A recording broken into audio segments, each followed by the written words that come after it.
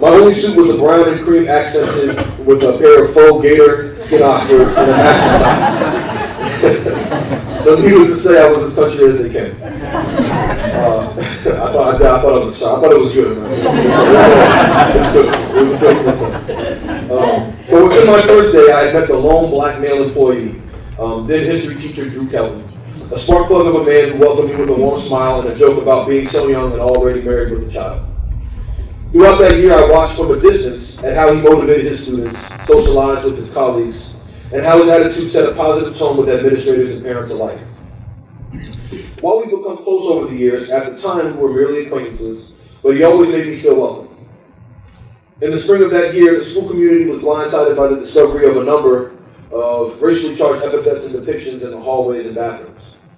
A lot of kids were angered by the discovery, and some were apathetic, seemingly unaffected. The administration decided it would be beneficial to have an all-school assembly after an emotional day in which students were given opportunities to air their grievances.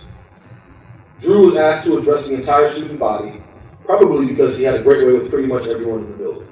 And thinking back on it, I was also confident that he would dispatch his wisdom upon us all without hesitation. But what happened, no one was prepared for, and I know has stayed with me ever since. In the old school, the gymnasium was a gray cinder block cube with bleachers running along the longest sides of that hall, on either side of the wood basketball courts.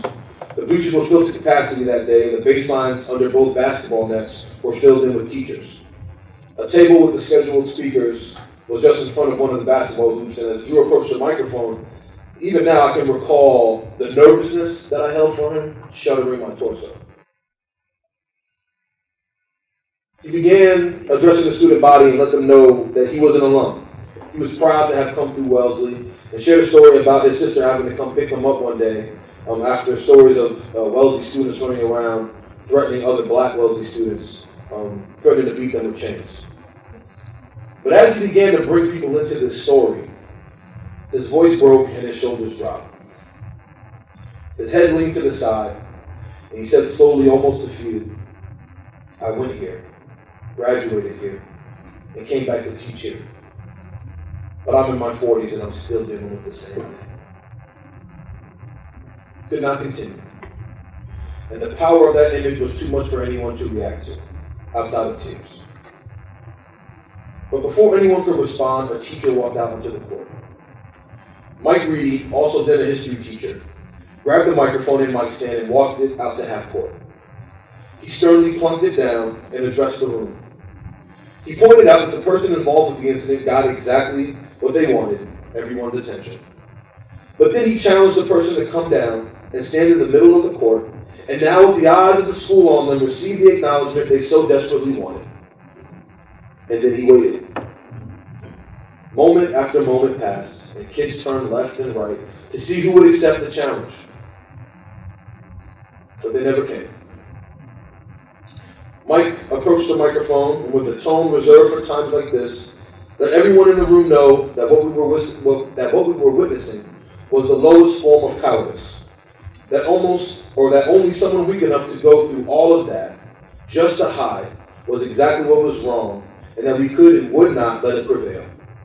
He proclaimed his lifelong friendship with Drew, as they were classmates at Wellesley, and defended his pride in front of the entire school. It was a defining moment. It was an act of courage from one human to another. In the eyes of co-workers and students during a time of resistance and anger, two men, black and white, addressed the problem we were facing, unafraid of the individual outcome. Completely focused on the common good.